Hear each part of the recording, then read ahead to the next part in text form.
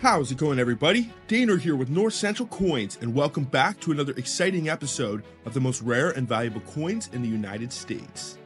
Today we're going to be taking a look at 10 super rare coins that you didn't know about that you might have sitting in your change jars or collections, and if identified correctly, can make you some big money.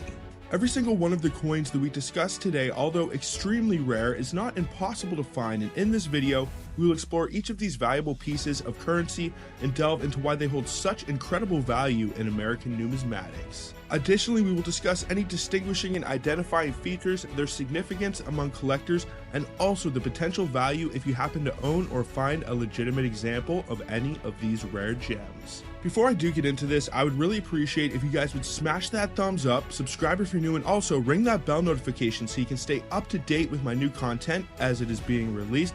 And make sure to stay to the end of the video if you would like to find out which is the most rare and valuable of these coins that you might have or can find. And then without any further ado, what do you say we get right into it and take a look at 10 super rare coins you didn't know were worth big money. Let's get it, guys.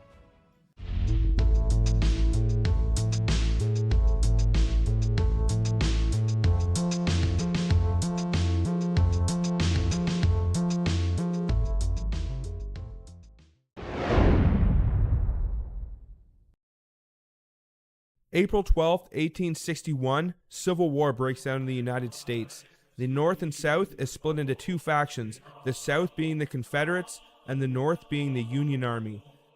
The central cause of this Civil War is slavery, the North fighting for the abolishment of slavery and the South fighting to retain their right to keep their slaves. The American Civil War raged on for an astonishing 4 years and did not end until the year 1865. It has the second highest death toll of all of the American wars, just under World War II, coming in at 214,938 deaths, just under World War II's 291,557. The Confederate Army was vastly outnumbered by the North, but due to the brilliant military tactics of Generals Robert E. Lee and Stonewall Jackson, they were able to hold out for a long campaign which the North did not expect. In the year 1865, the Confederates had been beaten back. General Robert E. Lee signed a surrender and a Virginia courthouse to Union General Ulysses S. Grant, and slavery had been abolished in the United States finally. Nowadays, when we look back at the Civil War, we think of it as a battle between good and evil, but things aren't always what they seem on the surface. A lot of this was capitalizing on situations. The North was fighting for a lot of different industries, and the blacks gaining their freedom were a byproduct of a lot of other things the North was vying for. And it's not that they weren't fighting for their freedom, but it wasn't the only thing that they were fighting for.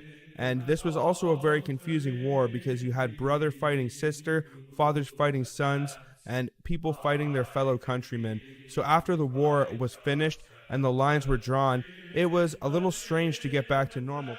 Now, a lot of people learned to put this in the past, and even though your next door neighbor may have killed half of your family just a few years past, it was all about letting bygones be bygones and moving on for the greater sake of the nation of the United States of America.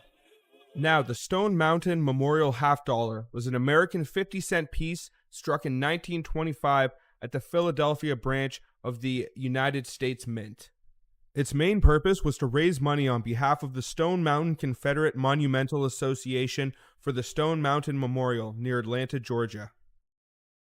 The coin features a depiction of Confederate Generals Robert E. Lee and Stonewall Jackson on the obverse and the caption, "Memorial to the Valor of the Soldier of the South" on the reverse. The piece was also originally intended to be in memory of the recently deceased President Warren G. Harding, but no mention of him appears on the coin. In the early 20th century, proposals were made to carve a large sculpture in memory of General Lee on Stone Mountain. The owners of Stone Mountain agreed to transfer title on condition the work was completed within 12 years. Gutzon Borglum, the same sculptor who had designed the 50-cent piece, was engaged to design the memorial. A Ku Klux Klan member, he proposed expanding it to include a colossal monument depicting Confederate warriors Lee, Jackson, and Confederate President Jefferson Davis leading them. The construction of this monument would prove expensive, and the association advocated the issuance of a commemorative $half as a fundraiser for the memorial. Congress approved it. Though, to appease Northerners, the coin was also made in honor of Harding, under whose administration work had commenced. Pilgrim designed the coin, which was repeatedly rejected by the Commission of Fine Arts. All reference to Harding was removed from the design by order of President Calvin Coolidge. The association sponsored extensive sales efforts for the coin throughout the South. Though these were hurt by the firing of Pilgrim in 1925, which alienated many of his supporters, including the United Daughters of the Confederacy, a 1928 audit of the fundraising showed excessive expenses and misuse of the money. Construction had halted the same year. A scaled-down sculpture was eventually completed in 1970 because of the large quantities issued. Over 1 million remain in existence.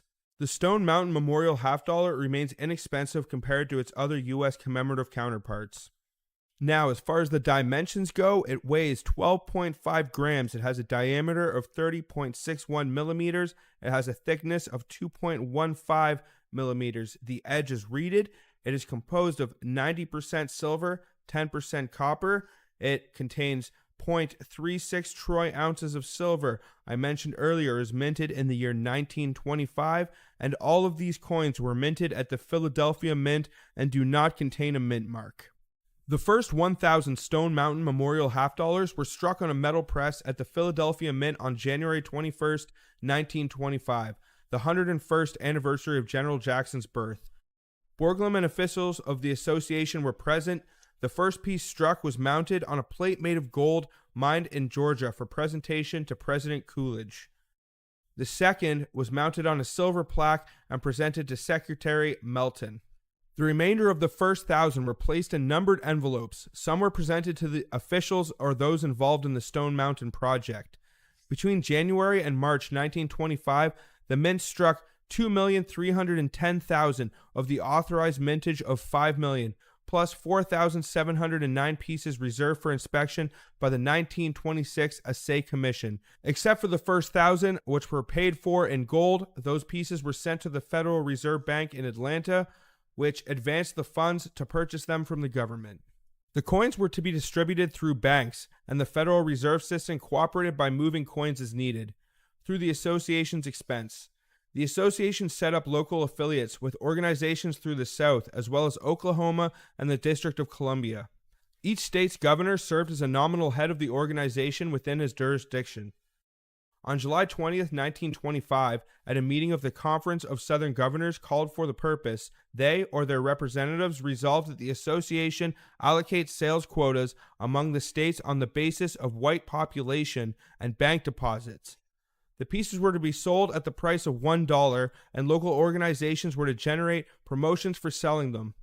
The overall drive to sell $half was dubbed the Harvest Campaign and began with the governor's meeting in July 1925. Georgia Governor Clifford Walker told his colleagues that the South would be eternally disgraced if it failed to accept the challenge of meeting the sales goals of 2,500,000 coins. Nevertheless, the governors devoted little time to the campaign.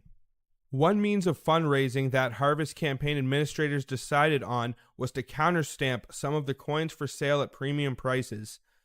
The letters and numbers are believed to have been punched by the association as they are almost entirely uniform. Some were given a state abbreviation and a number and were sent to be auctioned in various towns. Gibbs reported that the counterstamp pieces sent to South Carolina sold for an average of $23, ranging from $10 to $110. In 1930, Secretary Mellon reported that although no Stone Mountain Memorial $half were held by the Mint, it was his understanding that large quantities of the piece were in the possession of banks. Eventually, arrangements were made to return $1 million $half to the Mint for melting. In spite of this, the state of Georgia still had Stone Mountain Memorial $half for sale at its exhibit at the 1933 Century of Progress Exposition. Many more were dumped into circulation in the 1930s. A large quantity of $half that were once owned by a private collector were sold for $3.25 each through a Georgia bank in the 1950s to finance a building in honor of his mother, a Southerner in Richmond, Virginia. A total of 1,314,709 memorial $half were distributed after deducting those pieces that were melted. Now, as far as the coin itself, there is nothing racist really or controversial about it. and the design is not all that special or fancy, and it is not all that crazy of a value, but it is more the generals depicted on this coin that hold all the controversy. In the year 1920, the United States Bureau of the Mint commissioned the issuance of a 50-cent coin to be struck to commemorate the 100th anniversary of Maine's admission to the Union on March 15, 1820. The designs were sketched by an artist from Monmouth, Maine, named Henry Cochran, whose designs went forward to the sculptor Antony D'Francisci, and production of the coin began. The coin has a mass of 12.5 grams and is composed of 90% silver and 10% copper. It was minted in the year 1920, and 50,028 of the piece were produced, with the included 28 being set aside for the Assay Commission.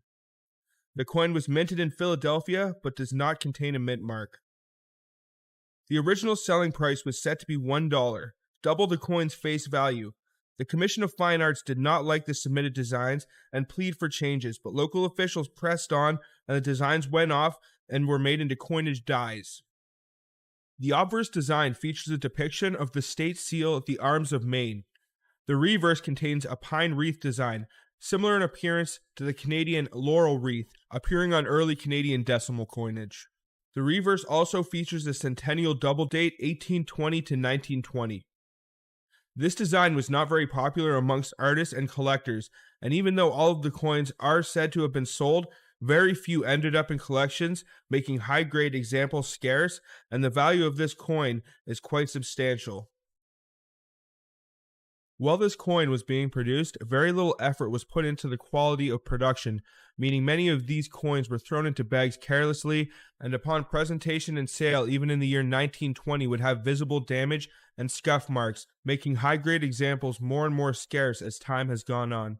The scarcity of this coin means that even low-grade examples come in with a value of around $150, with some of the highest grade known examples coming in somewhere around the $10,000 mark. Throughout the years in numismatics, half dollars have been one of the most sought-after denominations in all of the different fractional coinage. I feel like some of these early commemoratives fly under the radar a little bit, even though they are very low mintage. I had not heard a lot about them before I started digging into them and researching them. There are so many of them. A lot of the different states had them to commemorate their centennials of the state being inaugurated, so they are definitely good for people to keep their eyes out for. You can sometimes find them for fairly cheap. If you can find these for around $50, even if they are ungraded, it is definitely worth picking up and holding on to. You can send it off to a grading company, and even if it comes back in the lowest grade designation, it can still be worth $100 or more. So these are all very awesome coins. I really enjoy the history. If you guys enjoyed the history and you'd like to see more videos like this, please hit that thumbs up. The Connecticut tercentenary half dollar is also referred to as the Connecticut half dollar. It was struck by the United States Bureau of the Mint in the year 1935 and was designed by Henry Christ to commemorate the 300th anniversary of the state of Connecticut's founding. When the Connecticut Tercentenary Commission started their planning for events that year, they wanted a commemorative half dollar to help fund its projects. The bill was quickly passed through Congress and eventually was signed by President Franklin D. Roosevelt, calling for 25,000 half dollars to be produced. When Henry Christ designed the coin, he did so under the umbrella of the Public Works Administration, which was federally funded. This was technically not legal at the time, as the government should not have been paying for this project. Nonetheless, the Commission of Fine Arts and the Treasury Department approved this design. The first 15,000 pieces were minted in Philadelphia and sold so quickly that the Commission ordered the remaining 10,000 that were authorized to be struck as well. The coin's design was very popular at the time, and it has been praised by numismatists over the years. Originally, it sold for only $1, but its value and desirability have increased over the years, and now, depending on its condition, it can be worth hundreds of dollars. The obverse of the coin features a depiction of the Charter Oak and is based off of a famous painting by artist Charles de Wolfe Brownell, whose original painting in 1855 depicts the tree before it was struck by lightning 1 year later in 1856. At the base of the tree is the state name Connecticut and the double date 1635 to 1935. Surrounding the charter oak in lettering are its name, "In God We Trust," and also "Liberty." The reverse design depicts an eagle perched upon a rock. The eagle is surrounded by the country name and the denomination 50 cents. E pluribus unum is to the left of the bird's leg, and 13 stars will be between the eagle and the lettering. Some of the strikes will have less visible stars due to dye deterioration. The specifications for this coin are as followed. It weighs 12.5 grams. It has a facial value of 50 cents. It was struck in the year 1935. 25,018 pieces in total were struck, with the extra 18 being set aside for the Assay Commission. It is composed of 90% silver and 10% copper, with all of the pieces being struck at the Philadelphia Mint, though they do not contain a P Mint mark. Of all of the early commemorative 50-cent pieces that were created, this one is definitely by far one of the coolest. It has an awesome design, and it was super popular when it first came out in the year 1935. They sold out, which is very rare for some of these early commemorative 50-cent pieces. A lot of the time they would make anywhere from 30 to 50,000, and they would not sell out, and they would send a lot of them back to get melted down. So these are pretty limited as well, with only 25,000 actually being minted. And the fact that they were all sold and accounted for, they are probably scattered out amongst collectors in their inventories and collections, which is pretty awesome. You might have a chance of stumbling upon one of these in your local coin shop, or you might be able to score one online for a decent price. I would definitely love to have one in my collection one day. The Lafayette silver dollar is a coin struck by the U.S. Mint in the year 1899 to honor Frenchman Marquis de Lafayette, who served in the Revolutionary War and fought for the Americans. Towards the end of the 1800s, American citizens wanted a public monument in France to honor Lafayette's service during the war. This coin was released in the year 1900 to mark the United States' participation in the Paris World Fair. It was designed in 1899 by U.S. Mint chief engraver Charles E. Barber, and it is the first and only commemorative silver dollar struck by the U.S. Mint until the year 1983, and it was also the first U.S. coin to feature images of American citizens. Before this coin was approved, the design was heavily disputed. Due to failures in some of the previous commemorative releases by the U.S. Mint, Charles Barber decided to take on this project personally. Barber and the Assay Commission would disagree on how the busts of Washington and Lafayette should appear on the coin. Barber would then reach out to the director of the U.S. Mint and the head of the Assay Commission and explain to them the difficulties in portraying certain images on such a small canvas, even on a coin as large as a silver dollar. And eventually, after some persuasion, his design, which was based off of a medal made in 1824 to honor Lafayette, went through. Barber would be given early sketches of the monument that was to be built to honor Lafayette in Paris. He would use these sketches to design the reverse for the coin. Eventually, the coin design was approved by Congress, and the Lafayette Memorial Association would start to sell the commemorative dollars to raise funds to build the memorial in Paris. The coin is composed of 26.73 grams of 90% silver and 10% copper. It was struck with a mintage of 50,026, with the extra 26 being set aside for the Assay Commission. The dollars did not sell out, which led the mint to melt down 14,000 of the remaining coins. The current population of these silver dollars is unknown. In terms of numismatic value, when you're dealing with some of these old commemorative U.S. coins, it all comes down to the condition.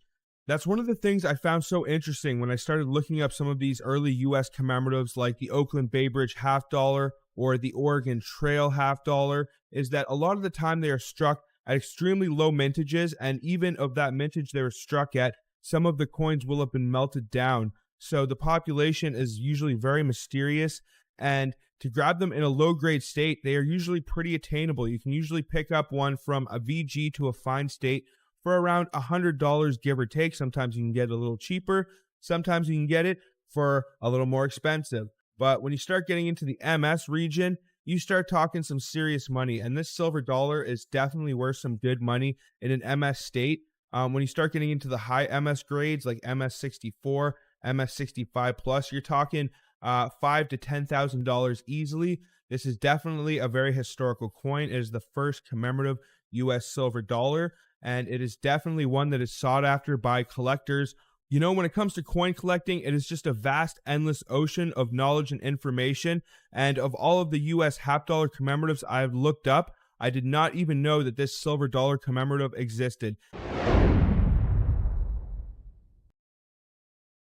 The very first ever commemorative U.S. coin minted was the 1848 quarter eagle, which was minted to commemorate the finding of gold in California. Now, these coins are very old and very hard to find, and I am going to be covering them in a separate video, but the very first recognized, massively produced American commemorative half dollar was the Columbian half dollar, minted in 1892. It commemorates the 400th anniversary of Columbus's voyage to America. After the success and popularity of the release of the Columbus half dollar, the U.S. Mint then periodically started releasing commemorative half dollars, both to appease collectors and to bring money into the mint. These 50-cent commemoratives were released with varying levels of success until the 1930s, when the U.S. Mint released the Oregon Trail Memorial 50-cent piece. The U.S. Mint was met with scrutiny, and numismatics took a bit of a hit at the time because the Oregon Trail Memorial 50-cent piece was minted from 8 to 14 years, which is a much longer production run than any of the previous 50-cent pieces, and it was not setting a good standard for coin collecting in general. In the year 1936, the U.S. Mint produced 19 separate commemorative half-dollar designs, not including 2 half-dollars that were dated 1936, but were actually minted the following year. 3 of the commemorative half-dollars were proposed to be issued in 1954, but they were all vetoed by the current president, Dwight D. Eisenhower, due to the lack of interest expressed by collectors, and the period of early commemoratives ended that year with the 1954 Carver Washington half-dollar. Now, one good thing to come out of this is in the year 1936, when they issued the 19 different commemorative designs, some of them were a lot lower mintage than others. Some of them were not actually sold off and sent back to the mint to be melted down. So some of them are very sought after. Some of them are very rare. And I have been watching coin roll hunting videos on YouTube for a very long time, and I have yet to see any U.S. coin roll hunters pull out any of these commemoratives. I have seen some coin roll hunters pull out the Spanish Exposition, but to this day, I have yet to see a single U.S. coin roll hunter pull out any of these unique 19 designs or the San Francisco-Oakland Bay Bridge half dollar that we're going to be discussing today. So, as I mentioned early, this 50-cent piece was struck in the year 1936. It is one of 19 different commemoratives issued that year. It was designed by Jacques Shiner and honors the opening of the Bay Bridge that November that connects San Francisco to Oakland. Now, as for the design on this coin, one of the faces depicts a grizzly bear, a symbol of California and the West Coast, and the other shows the San Francisco-Oakland Bay Bridge with the ferry building in the background, which was newly constructed right around the time this half dollar was minted. The weight of this coin is 12.5 grams. It is composed of 90% silver and 10% copper. This half dollar was struck at the San Francisco Mint and bears an S mint mark. It has a total mintage figure of 100,055. It was minted in November 1936 with 55 pieces set aside for transmission to Philadelphia for examination and testing at the following year's meeting for the Assay Commission.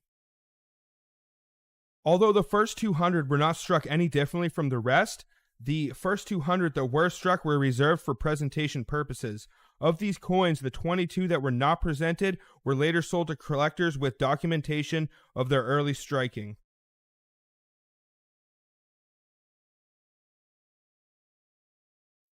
Only half of the authorized mintage of 200,000 were struck.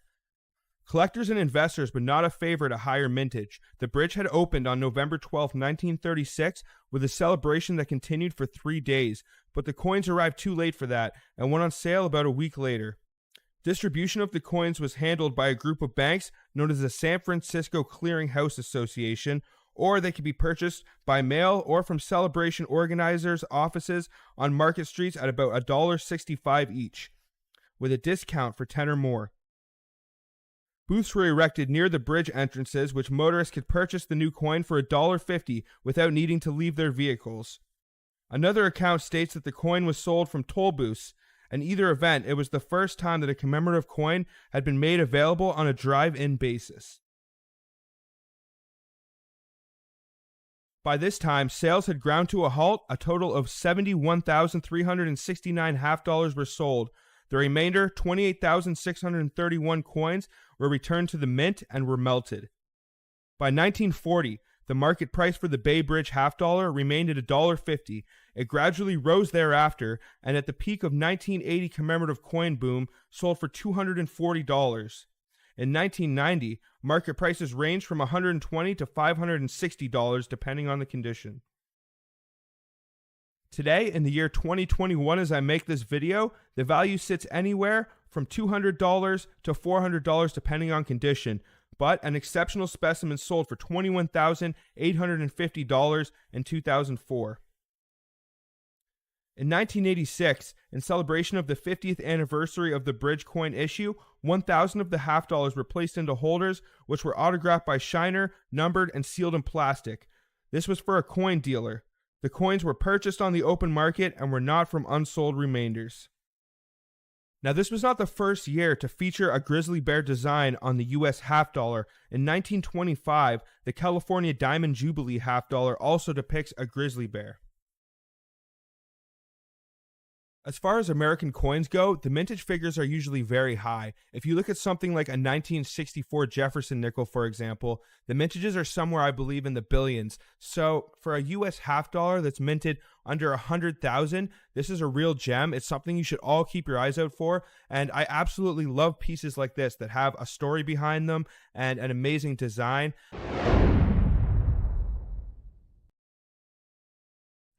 The Pilgrim Tercentenary $half is a commemorative 50-cent piece struck by the United States Bureau of the Mint between the years 1920 and 1921 to mark the 300th anniversary of Pilgrims arriving to North America.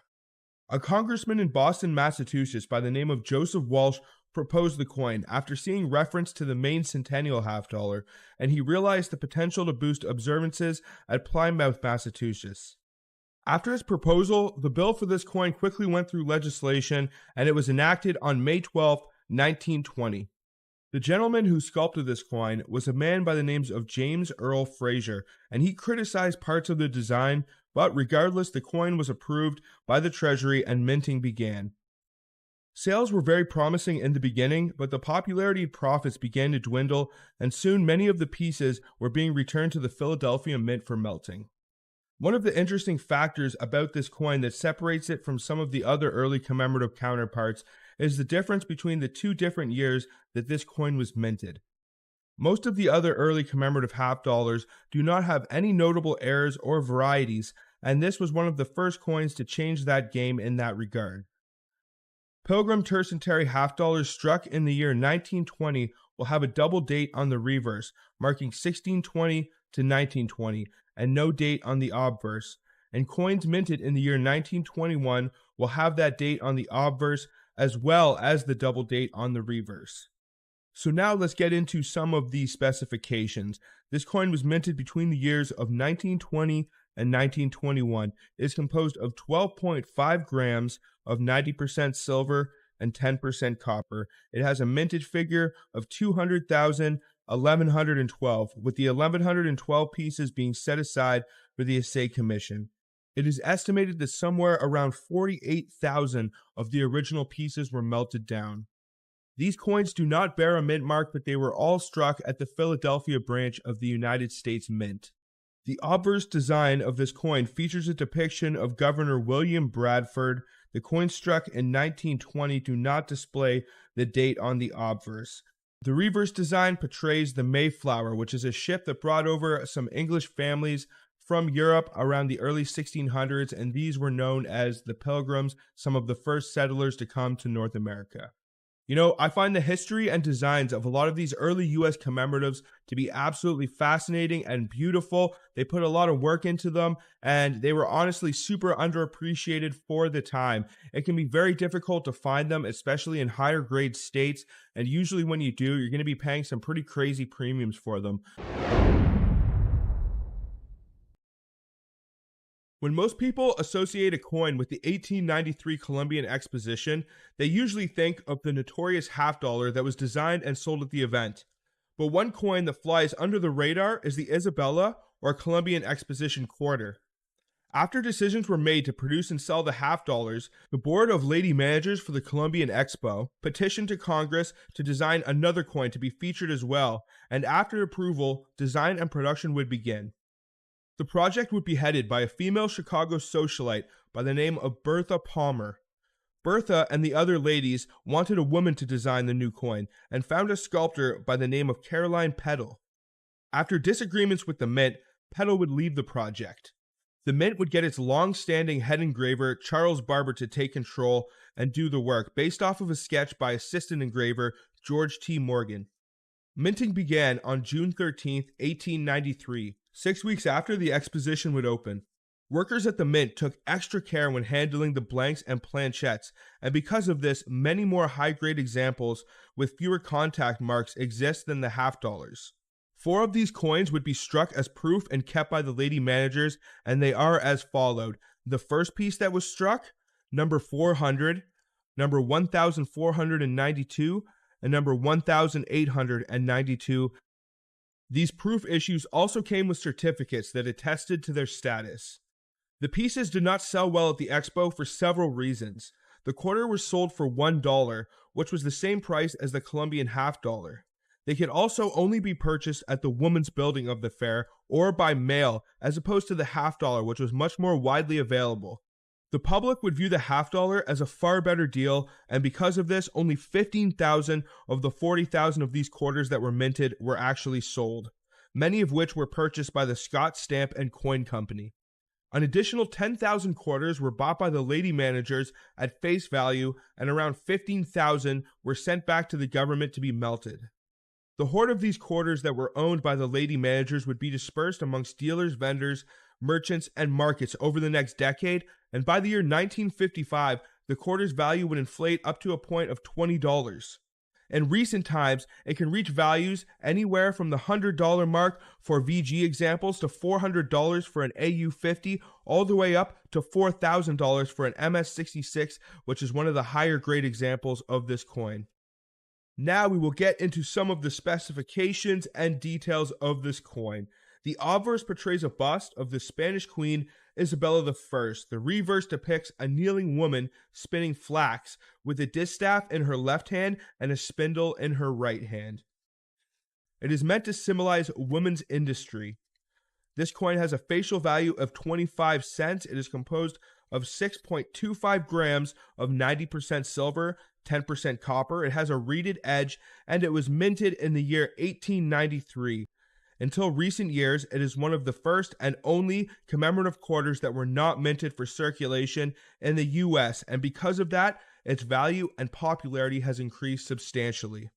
It would be quite a while before the US Mint would produce any more commemorative quarters, but this would start a new trend, and throughout the early decades of the 1900s, they would produce many commemorative half dollars, some of which I have covered in the past. If you guys would like to go check out those videos, I would appreciate it very much, but I think this is a fascinating quarter. It has a very interesting history. In the year 1893, women still did not have a lot of rights and were still not necessarily viewed as equal. So the fact that they were able to have their say and be able to take some of the control of the Columbian Exposition and produce this coin as well is absolutely awesome. They left their mark on numismatics forever, that is for sure, and I would definitely love to be able to score one of these one day. I think it is an awesome piece if you can pick it up for a reasonable value. I mean, it's pretty expensive and rare to find in a super high grade example, but they are out there.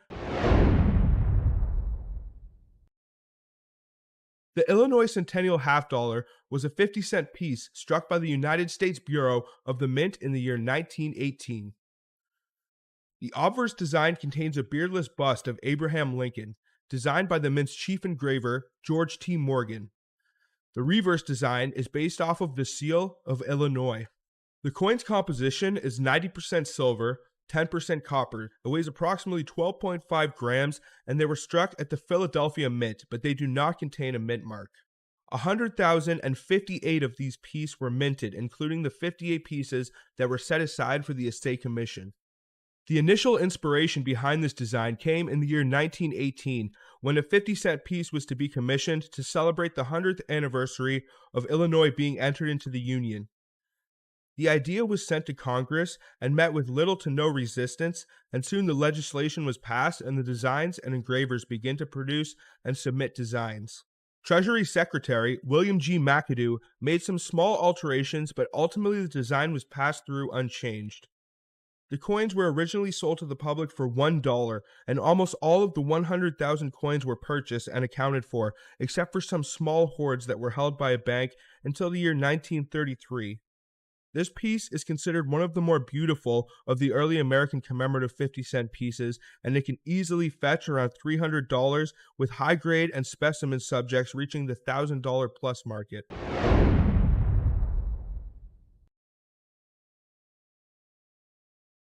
The 1909 S VDB Lincoln cent is a rare coin in the United States. It was made in San Francisco in the year 1909 and is a special version of the 1-cent coin. The Lincoln Head penny replaced the Indian penny and was the first U.S. coin to feature a real person. However, people were upset that the sculptor's initials were on the coin. President Theodore Roosevelt wanted to honor Abraham Lincoln, so he ordered the new design.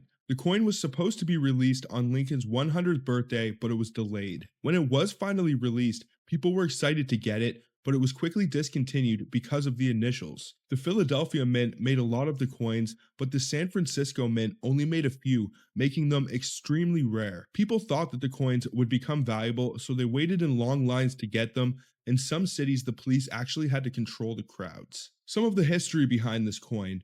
Theodore Roosevelt, who was the 26th president of the United States, did not like American coins because he thought they were boring. He met a talented artist of the name Victor David Brenner. Brenner had made a beautiful sculpture of Abraham Lincoln, which impressed Roosevelt. Roosevelt loved Abraham Lincoln and thought he was the best Republican president. He asked Brenner to create a new design for the penny, which would feature Lincoln's face. The new penny was eventually released in 1909, just in time for Lincoln's 100th birthday.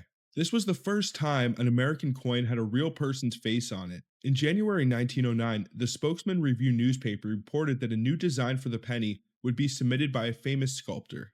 They thought that the old design with an Indian headdress would not be used. However, the new pennies were delayed because Brenner had not added the words "In God We Trust" above Lincoln's head. President William Howard Taft, who became president in March 1909, wanted these words on the coin. This meant that the pennies were not released until August of 1909. When they were finally released, people lined up to get them. Some black Americans considered the penny to be emancipation money because it had Lincoln's face on it. Some of the controversies surrounding the VDB cent. In 1909, the Washington Post reported that the VDB cent was doomed due to the displeasure of Secretary of Treasury Franklin McVeigh.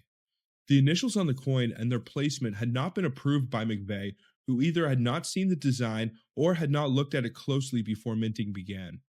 The artist, Brenner, stated that he would write to McVeigh and demand an explanation, as the first dies actually had his full name. The Evening Chronicle in Charlotte, North Carolina also reported on August 6, 1909 that the pennies would also be withdrawn from circulation and that the Treasury Department had also started collecting them. They also noted that a limited number of the pennies were struck in Philadelphia and no more would be made from that point onward.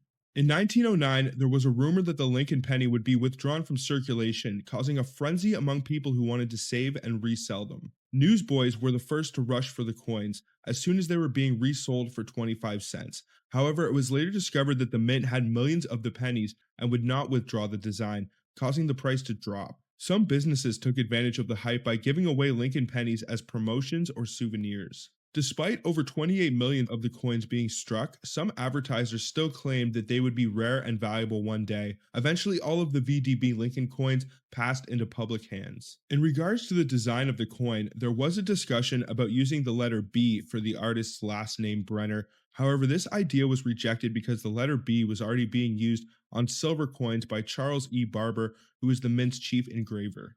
Brenner's initials were eventually added back to the coin in 1918, but this time they were placed on the obverse as small letters below Lincoln's shoulder. It is speculated that Charles Barber, who passed away in 1917, was the one who opposed the use of Brenner's initials on the coin. Additionally, there was a new Treasury Secretary, William Gibbs McAdoo, in 1913, who was considered more progressive than the previous secretary, Franklin McVeigh. Now, what do you say we get into some of the value and collectability of this coin? The Lincoln cent, also known as the Lincoln penny, is commonly referred to as a wheat penny because it features two wheat heads on the reverse side of the coin. This design of the penny was first minted in 1909. It has a weight of 3.11 grams with a diameter of 19 millimeters and a plain edge. It is made of bronze with a metal composition of 95% copper, 2.5% tin, and 2.5% zinc. The 1909 San Francisco Mint VDB wheat penny is highly sought after by collectors and is often referred to as the holy grail of penny collecting. With a low mintage of only 484,000, it is considered a key date in the Lincoln cent series. Just to give you guys an idea, in contrast, the US Mint produced somewhere around 27,995,000 pennies in 1909 with no mint mark at its Philadelphia facility that same year. In terms of value, in the year 2019, an example of the 1909 San Francisco VDB Lincoln penny, graded MS67, sold for $50,400 at Heritage Auctions. The condition and color designation of this coin can heavily affect the value. If you find an example of one of these in a high mint state and it gets a red designation, it is going to be extremely valuable. And if you find an example that is all beat up and worn and been put through the meat grinder and has a brown color designation, it's still extremely rare and valuable, and people will want it to fill their collections, but it's probably not going to fetch the thousands of dollars that some of the high grade red designated examples can fetch at auctions. Also, you want to make sure that the coin is a legitimate example. This is another coin that has a high chance of being counterfeited, similar to the 1943 copper pennies and the 1944 steel cents. These are some of the most counterfeited coins of all time, so you definitely want to get a second and third opinion if you do think you find a legitimate example. According to Joshua McMorrow Hernandez, a writer for PCGS and Coinage Magazine, the 1909 S VDB Lincoln cent is one of the most important coins in American numismatics. Although it is not the lowest mintage or the most expensive of the series, it is an extremely well-known key date and has been collectible for over 100 years. Now, as a coin roll hunter here in Canada, I can personally attest that I have found 1909 wheat pennies in my coin roll hunts. I do not think I have found any 1909S VDBs, but never say never. These things are around and they did circulate. And if the 1909 wheat pennies can make it up here to the north, there is probably a pretty good chance that you can find them, whether you're looking through your pocket change or you're a coin roll hunter in the United States. In conclusion, the 1909 San Francisco VDB wheat penny is not only one of the most rare and valuable pennies in the entire world, but it also may be one of the most mythical and well-known varieties of all time. The bare-breasted standing Liberty Quarter from 1916 went into circulation on January 17th of 1917, and there was an immediate and loud outcry. Religious authorities referred to the image of our lovely Miss Liberty with her right breast exposed as obscene and filthy. Citizens and public organizations and groups mobilized their members to urge Congress to recall the coin. Congress was forced to give in to the commotion. The bare-breasted Liberty Quarters began disappearing from circulation. However, there is also room for speculation regarding the scope of public influence. According to some historians, there wasn't actually much of a public outcry, and it didn't have any impact on the upcoming redesign of the Standing Liberty Quarter. According to some other historians, it had a significant impact on how the Standing Liberty Quarter was redesigned. Unfortunately, there is little evidence to support either viewpoint. Due to public outcry, McNeil was forced to change his design. According to United States citizens, Miss Liberty would need to be adequately covered. It is simple to imagine that McNeil might have felt resentment towards the task of modification he had to complete. He created a suit of armor and chastely covered Miss Liberty almost to the neck in chainmail, rather than simply rearranging the drapery on Miss Liberty's shoulder to cover the offending breast. Now, there are three different variations of the Standing Liberty Quarters. Beginning in 1925, the Standing Liberty Quarter required a third design revision because the date was fading too quickly. The year was recessed rather than raised after the design was recut. The different standing Liberty Quarter varieties are as followed. There is the Type 1, where Miss Liberty's breast is visible. This is from the year 1916, and there are 7 stars to the eagle's left and 6 stars to the right. Miss Liberty is dressed in the Type 2 variation, and the reverse features 5 stars on either side and 3 stars beneath the eagle. These were made from 1917 until 1924. And then there is also the Type 3, which is basically the same as the Type 2, but it has a recessed date.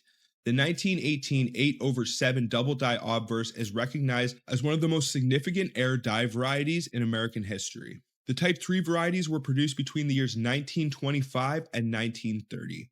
It's not as uncommon as one might think to find medium to high grade bare-breasted Type 1 standing Liberty Quarters from the year 1916. It is the first year of a new coinage type, so many people kept them as a curiosity. The subsequent recall made sure that even more were hidden away and barely used. The 1916 standing Liberty Quarter is a risky investment. In comparison to comparably scarce mid-issue uncontroversial coins, the value is inflated because more specimens exist. Such coins typically aren't a good choice for serious investors. Like any other investment decision, you must weigh the cost of an item against the likelihood that its value will raise before you make a choice. You should also think about whether the coin will outperform inflation and any interest you could have made by investing somewhere else. However, make sure to buy a specimen in the highest grade you can manage if you need one to complete your collection or wish to own one due to its interest value. If you do want to buy a graded example of one of these coins, I suggest you get one that has been certified by PCGS or NGC. But honestly, you have to decide for yourself whether the bare-breasted standing Liberty Quarter is art or is considered to be something that is obscene. This is a subjective matter that varies from person to person. Some may view the bare-breasted standing Liberty Quarter as a form of art, appreciating its historical significance and artistic representation. Others may find it obscene due to the cultural or personal beliefs. Ultimately, the perception of art is subjective, and it is up to you to determine how you personally interpret and value this coin. Now, in terms of value, a low-grade example of one of these coins at the very bottom of the Sheldon scale can be worth around $2,500. Now, this coin was actually featured on an episode of Pawn Stars. That is the first time that I heard about it and found out about it, and I found it to be absolutely fascinating at the time that this guy brought in a pretty beat-up old standing Liberty Quarter and got around $2,000 for it. So even at the bottom of the Sheldon scale, if this thing has been through the meat grinder, you can still expect to get a couple $1,000s for it. If you have one of these and it's in a high grade condition, so we're talking high MS, it can be worth up to $13,500. Some of the specifications for this coin, because you definitely want to weigh it and make sure it is a legitimate example. This coin has definitely been counterfeited before. So the coin was designed by Herman A. McNeil. It has the issue date of 1916. It has a composition of 90% silver, 10% copper, a diameter of 23.4 millimeters, a weight of 6.24 grams. The edge is reeded, and it has a mintage figure of 52,000.